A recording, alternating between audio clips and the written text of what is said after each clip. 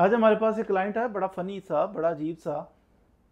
वो वैसे बड़ा कॉन्फिडेंट था। वो कहता है नहीं जनाब सर जी, आपको नहीं पता। सीमा उसकी वाइफ का नाम था। मोस्टली मैं नाम डिस्क्लोज नहीं करता।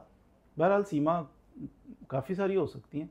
बहरहाल सीमा उसकी वाइफ थी, नाराज़ होके चली गई। मसला ये बना कि सीमा का और उसकी सास का, यानी ये जो हमारा क्लाइंट आया हमारे पास, इनकी अनबन थी असल में।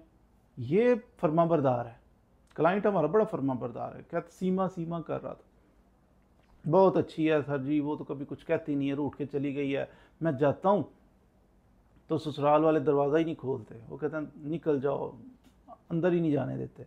तो मैं चाहता हूँ कि सीमा हर हाल में हमारे घर में आए बसे, तो मुझे केस कर दें, बाजू दावा। बाजू दावा ये होता है कि औरत अगर रूठ के चली जाए तो उस शोहर के पास हक होता है कि वो सूट फॉर कंजुगल राइट्स करे बीवी को, कि बाजू दावा करे कि जनाब इसको हुक्म दिया जाए, मेरी बीवी है, कि मेरे घर आके बसे। अब ये बेचारा उस चक्कर में था कि सीमा सीमा, लेकिन सीमा की मोहब्बत में इतना गिरफ्तार था कि ये कहता नहीं सर जी, सीमा नंबर 1 है, गुड है, वो दरगुजरी करती है। माँ मेरी ठीक नहीं, माँ की गलती है सारी, माँ सख्त है मेरी, माँ जनाब घर के काम जो है वो सारे सीमा करती है। बच्चा है एक हमारा, तो इसके बावजूद रोटियां पकाती है, वो सालन वो बनाती है, सफाई घर की टेक केयर वो करती है। तो माँ करती भी कुछ नहीं है और बातें भी सुनाती है। तो वो मजबूर हो के, डिप्रेस हो के सीमा चली गई है छोड़ के मुझे।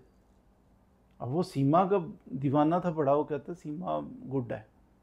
ऐसे बार बार वो कहते, मैं क्या बेटे बात सुनो कि सीमा सीमा, आप तो ऐसे जैसे वो सादी माँ है, आपकी जो माँ है वो सादी माँ है और ये सी माँ है।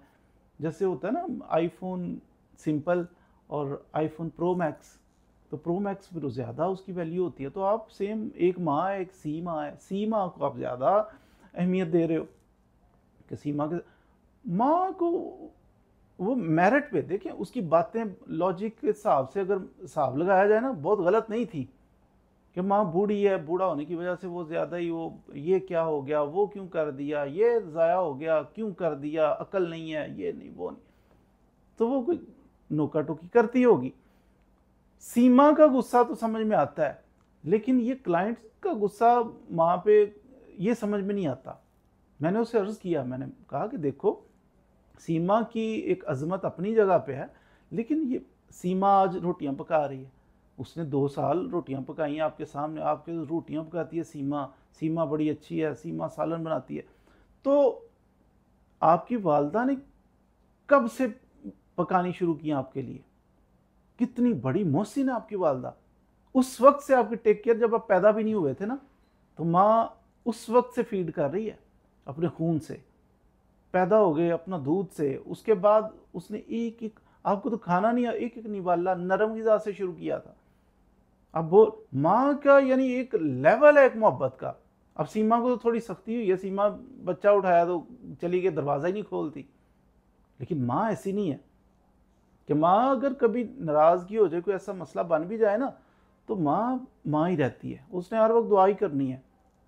माँ की मोहब्बत पता किस तरह की है कि जब बोल नहीं सकते थे, आप चल नहीं सकते थे, आप गोद में थे ना, तो मेरिट पे जो लॉजिक की बात करते हैं कि लॉजिक में देखें, माँ बोलती है तो सीमा नहीं बोलती, माँ पकाती नहीं है सीमा, मेरिट पे अगर बात करें तो सीमा ही हक पे है।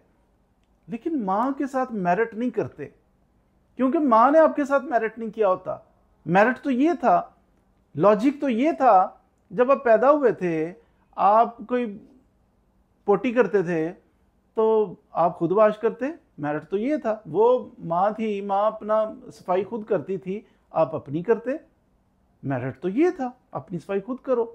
लेकिन कितने सालों तक वो आपकी सफाई करती रही, वो मुलाजमा थी, आप उसको कमाई करके देते थे नहीं, बस जुर्म एक था माँ का कि वो माँ थी बस। और उसके दिल में ऐसी मोहब्बत अल्लाह ताला ने डाली थी, वो कहती है कि मैं मजबूर हूं, मैं इसे गंदा रख नहीं सकती, इसे भूखा रख ही नहीं सकती, कुछ भी हो जाए, मैं गरीब हूं, मैं बीमार हूं, बच्चा भूखा नहीं रह सकता, मैं मजबूर हूं इसे मोहब्बत करने पे, इसे पालने पे। वो मजबूर होती है। जैसे किसी बंदे को एडिक्शन नहीं होती, नशा नहीं होता, रहा ही नहीं जाता उससे कि मैं मर जाऊंगा। इस तरह माँ की मोहब्बत भी एडिक्शन की तरह की होती है औलाद के साथ। पैदाइश से लेके वो परवान चढ़ाती है। बच्चा जब जवान होता है तो 2-4 साल वो सीमा के हाथ की रोटियां खाता है। वो कहता है नहीं भाई, काम तो सीमा करती है सारे। तो माँ ने सारी ज़िंदगी आपके लिए क्या किया है? तो किसने पाला, किसने आपको पढ़ाया, किसने लिखाया, किसने जूते पॉलिश किए, किसने कपड़े वॉश किए सारी ज़िंदगी? आप स्टेबल हो गए थोड़े से, तो अब आप कहते हो नहीं मेरिट ये है। माँ के साथ मेरिट, सीमा की अजमत को सलाम, बड़ी अच्छी है औरत, आपकी वाइफ है, उसकी इज्जत करें, ढेर सारी इज्जत करें, काबिल मोहब्बत काबिल इज्जत होती है औरत। लेकिन माँ के साथ कंपैरिजन और मेरिट कि ये हक पे ये बातिल पे, ऐसा नहीं। माँ की शान कुछ अलग ही है। इसीलिए तो कहा गया कि माँ बाप जब बुढ़ापे पे पहुंच जाएं, उफ तक नहीं करनी।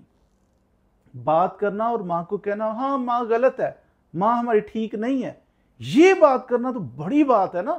कि कहना गलत है माँ, इस पॉइंट माँ गलत हो सकती है, औरत है, औरतें तो होती है अक्सर गलत है। लेकिन जब माँ का लफ्ज़ आ जाए ना, फिर मुंह पे आपकी ज़ुबान पे ये लफ्ज़ ना आए कि गलत है। क्यों?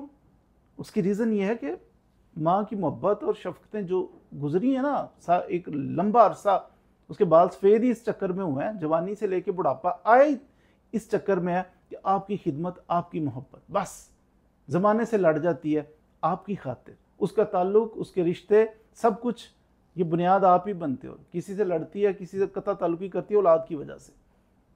तो माँ का एक अलग ही मुकाम है। सीमा तो 2 दिन आप उसको खर्चा ना दो, सीमा नाराज़ हो के दरवाज़ा ही नहीं खोलती, वो आगे जाके बैठ जाती है, आप केस करने आ गए हो। तो औरत से मोहब्बत करें, औरत की इज्जत करें, लेकिन माँ का दिल कभी ना दुखाएं कि आप ऐसे अल्फाज बोलें कि माँ गलत है, माँ ज़्यादती करती, रोटी भी नहीं पकाती, माँ आज नहीं पकाती तो कितनी पकाई भी है वो काउंट करो ना ज़रा, सीमा से 100 गुना ज़्यादा निकल आएंगी रोटियाँ और सारा कुछ ही। तो माँ का और सीमा का कभी मुकाबला नहीं करना। अगरचे सीमा को प्रो मैक्स माँ ना समझें, उसे सीमा ही रहने दें, उसे अपनी बीवी रहने दें, माँ माँ ही है। तो कंपैरिजन कभी औरतों का, औरतें कमियां होंगी यकीनन, जो बूढ़े लोग हैं उनमें भी हो सकती है, जो सीमा टाइप चीज़ें हैं इनमें भी गलतियां हो सकती हैं। मैनेज करें अच्छे तरीके से, सीमा को भी फोर्स ना करें डंडा लेके कि भाई नहीं आप। सीमा अगर कोई इतराज़ करती भी है वो कर सकती है, उसकी माँ नहीं है वो। सीमा को थोड़ा बहुत समझ में आता है परेशान होना, लेकिन आप सीमा सीमा करते हुए अपनी माँ के साथ ऐसे, यहाँ तक क्लाइंट कहता है कि मैं सीमा को एक दफ़ा ला दे मैं घर छोड़ दूंगा, माँ को छोड़ने के लिए रेडी है ना, उस बदबख्त सीमा के लिए जो दरवाज़ा भी नहीं खोल रही, तो उसके लिए माँ को छोड़ दूंगा, मैं घर अलहदा ले दूंगा, मैं अलहदा घर में रह लूँगा। तो ये ऐसा नहीं कि माँ को छोड़ना नहीं, आप फैमिली के जो मामलात होते हैं इनको सेटल करना होता है अच्छे तरीके से। और आपकी जो ज़ौज है, आपकी जो वाइफ है, उसको इज़्ज़त इतनी दो कि छोटी छोटी बातें आपकी वो समझ जाए कि वालदा जो है ये मेरी मजबूरी है, इसके बगैर मैं रह ही नहीं सकता, इसके एहसानात हैं, पेरेंट्स के एहसानात होते हैं, तो छोड़ना तो बड़ी दूर की बात, हम तो उफ भी नहीं कर सकते इनके सामने। तो यूँ इज़्ज़त करें, आज पेरेंट्स की इज़्ज़त करेंगे तो कल आपकी इज़्ज़त की जाएगी। आज आप सीमा के साथ माँ को छोड़ के जा रहे हो, केस करके एक दफ़ा सीमा ले दें माँ को भी छोड़ दूंगा, भाई आज छोड़ के जा रहे हो ना, तो आपके बच्चे ऑब्जर्व कर रहे हैं, कल को आपकी औलाद आपको बुढ़ापे में जब धक्का मार के छोड़ के चली जाएगी ना, फिर आपको याद आएगा कि हमने भी कभी ऐसा गलत किया था। तो ये औरतों के ये डिस्प्यूट चलते रहते हैं, फैमिली केसेस, अदालतें भरी हुई हैं, इसको हैंडल किया करें, बात को बढ़ाया ना करें, वो गलत है ये गलत है। तो जब मेरिट करने पे आते हैं ना, बाज़ दफ़ा मर्द और औरत मियाँ बीवी आपस में मेरिट के चक्कर में तुम गलत, वो गलत सही नहीं, हार मान जाओ, बीवी हार मान जाए, शोहर कभी हार मान जाए कि ठीक है तुम ठीक हो। साबित करने के चक्कर में पड़ता है ना मियाँ बीवी, जब ये साबित करना है कि वो गलत है, ये साबित करना है वो गलत है, सारे डिस्प्यूट अराइज ही यहाँ से होते हैं, घर टूट जाते हैं। और फैमिली केसेस पड़े हैं अदालतों के अंदर, भरी हुई हैं हमारी फैमिली अदालतें। तो इन चीज़ों पे थोड़ा सा फोकस करें, अपने घर और अपने अजीज़ व क़रीब के कोई रिश्तेदार को घर ऐसा टूट रहा हो, उनको एजुकेट करें, थोड़ा सा समझाएं कि काउंसलिंग करें उनकी कि भाई नहीं दरगुजरी करो, घर चलाओ, करने वाला काम करो, कोई बिजनेस करो, कोई आगे बढ़ो ज़िंदगी में, आप चिक चिक छोटी छोटी घर में लगा के बेबरकती डाली हुई। तो अदालतों का रुख कम करें, फैमिली डिस्प्यूट्स में घर में सेटल करने की कोशिश करें, डिस्प्यूट को बढ़ाएं ही ना।